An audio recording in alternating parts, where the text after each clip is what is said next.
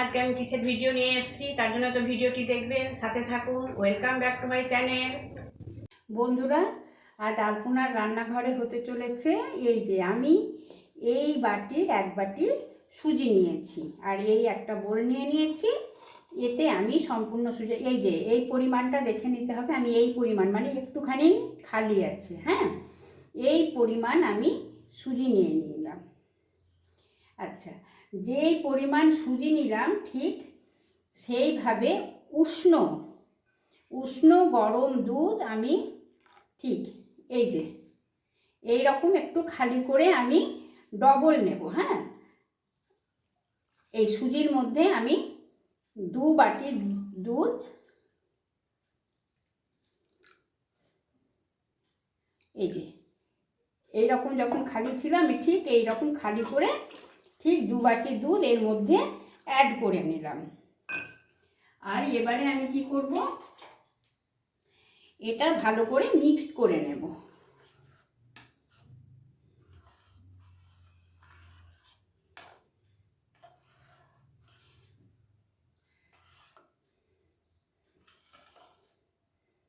এই যে মিক্সড করে নেওয়ার পর এটা আমি 10 মিনিট রেস্টে রেখে দেব। এই যে চাপা দিয়ে দিলাম, এইভাবে আমি 10 মিনিট সুজিটা রেস্টে রেখে দেব। 5 মিনিট পর ফিরে এলাম। এই যে আবার একবার এইভাবে নাড়িয়ে দেব। অনেকটা কিন্তু টাইট হয়ে গেছে, সুজিটা দুধের মধ্যে অনেকটা ফুলে গেছে।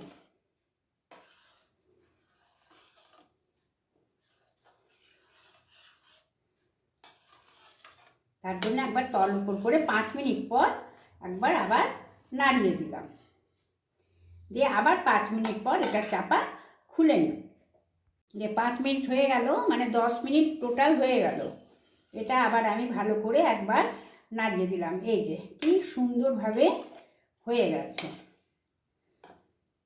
এবার এটা আমি সরিয়ে রেখে দেব। তারপরে এটা আমি কি করে কি করছি সেটা ডিটেলসে আমি ঠিকঠাকভাবে দেখাচ্ছি। বন্ধুরা, একটা কড়াই বসিয়ে দিয়েছি। হ্যাঁ, এতে দিচ্ছি আমি আলপনার রান্নাঘরের আলপনার হাতের ঘি। খুব ভালো পরিমাণে ঘিটা দিতে হবে। এটা হচ্ছে একরকম হালুয়া, এটা হচ্ছে মাখান্ডি হালুয়া, প্রচণ্ড ভালো টেস্টি। কিন্তু এর মেজারমেন্ট একদম ঠিকঠাক করে করতে হবে, তা না হলে জিনিসটা একদমই ঠিক হবে না। হালুয়া মানেই ঘি। সাদা তেলে করলে তো এই সুন্দর টেস্টটা আসবে না, ঘিয়ের যে একটা সুন্দর সেন্ট টেস্ট সেটা কিন্তু আসবে না। ঘিটা আমি একটু ভালো করে শুধু গলিয়ে নেব। রান্নাটা সবসময় সিম করে হবে। আর এই হালুয়াটা আর খুব ধৈর্য ধরে করতে হবে, তাড়াহুড়ার মধ্যে একদমই হবে না। এই ঘিটা একদম গলে গেছে। আমি একদম কি করছি, সুজির মাপে, সুজি যেই পরিমাণে নিয়েছিলাম বাটিতে সেই পরিমাণে চিনি, সমান সমান পরিমাণ না হলে জিনিসটা একদমই ভালো হবে না। চিনিটা আমাকে সমানে এই ঘিয়ের সাথে নাড়িয়ে যেতে হবে, একদম কিন্তু লো ফ্লেমে। এই যে বন্ধুরা, চিনিটা কিন্তু গলতে আরম্ভ করেছে ঘিয়ের সাথে। এটা কিন্তু বেশ খানিক টাইম লাগে এটা ভাজতে। এটার কালারটা সম্পূর্ণ চেঞ্জ হবে, তারপর আমি ভেজানো সুজিটা দেব।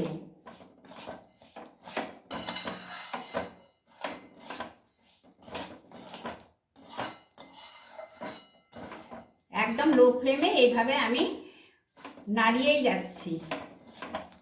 যখন আমি সম্পূর্ণ হয়ে যাবে তখন অবশ্যই দেখাবো যে কতক্ষণ চিনিটা কিভাবে হবে, তারপর আমি দেব।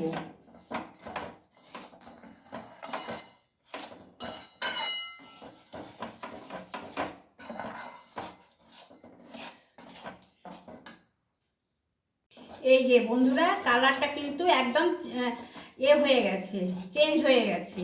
এবারে আমি কি করব, গ্যাসটাকে অফ করে দিলাম। অফ করে দিয়ে সমানে এইভাবে নাড়িয়ে যাব।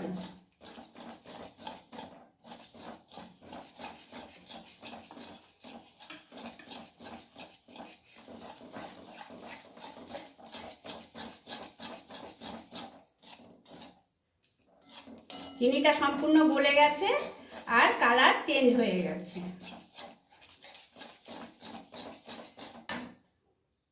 এবারে আমি সেই ভিজিয়ে রাখা সুজিটা এর মধ্যে দিয়ে দেব, দিয়ে সমানে এটাকে আমাকে নাড়িয়ে যেতে হবে।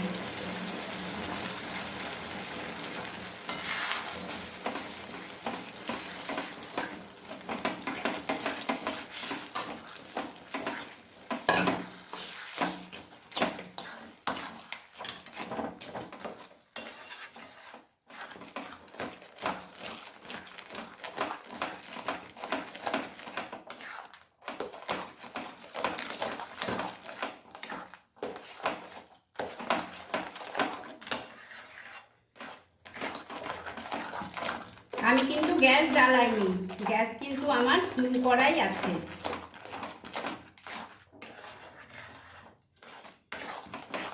সিম না, সরি অফ করা আছে। অফ করা অবস্থাতেই এটাকে এভাবে নাড়িয়ে নিতে হবে। আর এই সময়টাই আমি দিয়ে দেব কিছু ড্রাই ফ্রুট, আপনাদের পছন্দ মতো দেবেন। আমি নিয়েছি সামান্য 4 মগজ, এলাচ দানা, কাজু কুচি, কিশমিশ কুচি আর আলমন্ড কুচি। এটা আমি এর মধ্যে এখন অ্যাড করে দিচ্ছি সবগুলো।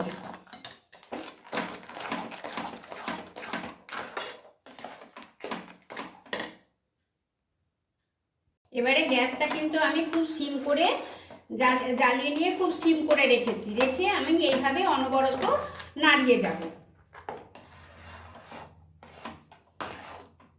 আর একটা কথা বলে দিই, যে পাত্রে আমি এই হালুয়াটা নেব, মাখান্ডি হালুয়া যে পাত্রে নেব সেই পাত্রটাই কিন্তু আমি এই যে এটাই কিন্তু আমি ঘি ব্রাশ করে রেখে দিয়েছি। অবশ্যই তাতে ঘি ব্রাশ করে নিতে হবে।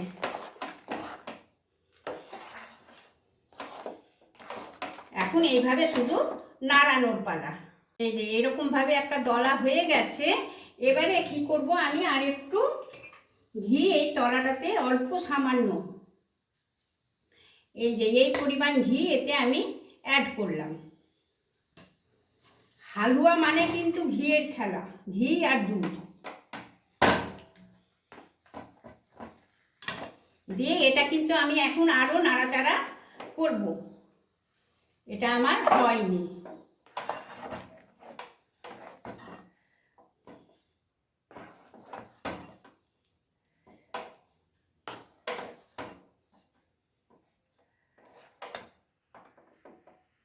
এই যে একদম সুন্দরভাবে জড়ো হয়ে গেছে।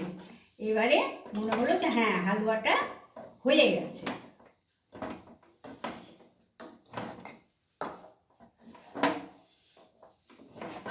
বাড়িতে হঠাৎ কোনো আত্মীয় স্বজন আসলো বা বাড়িতে নিজেদেরও ব্রেকফাস্টের জন্য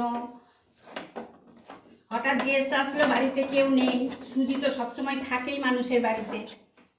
আমরা সংসার করছি, সুজি তো অবশ্যই থাকে। সুজি দিয়ে এত সুন্দর একটা জিনিস বানিয়ে দিলে পরে তারাও বেশ তৃপ্তি করে খাবে।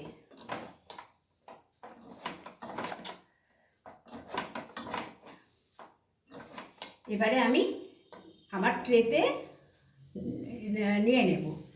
বন্ধুরা আমি এতে তো বলেই দিয়েছি যে এতে আমি হালুয়াটা ঢালবো। তার জন্য আমি কি করব, সব এই যে আমি আলমন্ড নিয়ে নিয়েছি, এখানে আমি আলমন্ড দিয়ে দিচ্ছি। মানে এইভাবে আমি একটু যেন ভেতরেও থাকে আবার ওপরেও থাকে, আর একটু কাজু ছড়িয়ে দিচ্ছি।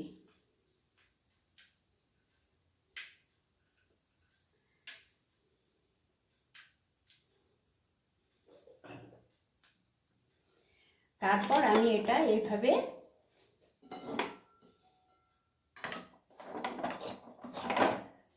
নামিয়ে নিচ্ছি। কড়া থেকে নামিয়ে নিলাম। নামিয়ে নিয়ে আমি এবারে খুব সুন্দর করে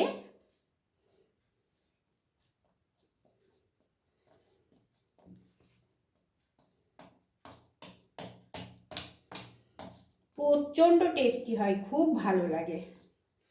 বিন্দুমাত্র কোনো জলের প্রয়োজন নেই এতে, একদম জলের প্রয়োজন নেই। হালুয়া অবশ্য তাই হয়।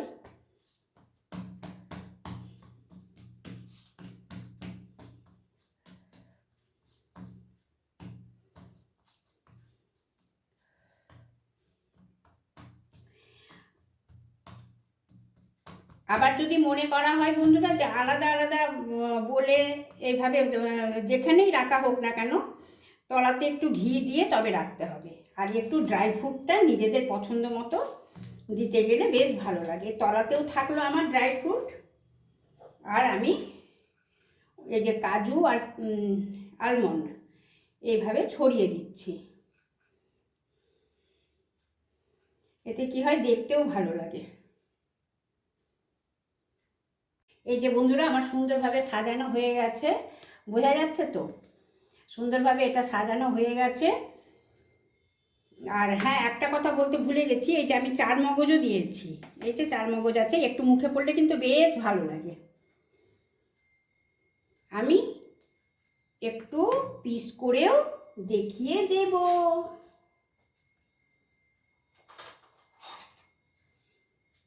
দেখি একটু পিস করে নিয়ে। এই যে বন্ধুরা ওপরে দিয়েছি তার জন্যেও আছে, এই যে তলাতে দিয়েছি, ওপরে নিচে মাঝে, যেমন আমি রান্না করাটার সময়ও দিয়ে দিয়েছি, হালুয়াটা যখন করি তখনও খানিকটা ড্রাই ফ্রুট দিয়েছি। খুবই ভালো হয় খেতে, দারুণ হয়, একটা সন্দেশের মতো মনে হয়। তাহলে বন্ধুরা কেমন লাগলো কমেন্টের আশায় রইলাম, অবশ্যই আমাকে কমেন্ট করে জানাবে এই হালুয়া কেমন লাগলো। এই যে বন্ধুরা সার্ভ করে নিয়েছি, খুব সুন্দর স্বাদে আমার হয়ে গেছে। সম্পূর্ণ ডিটেলস তো দেখিয়ে দিলাম। তাহলে আজকের মতো বাই, টাটা।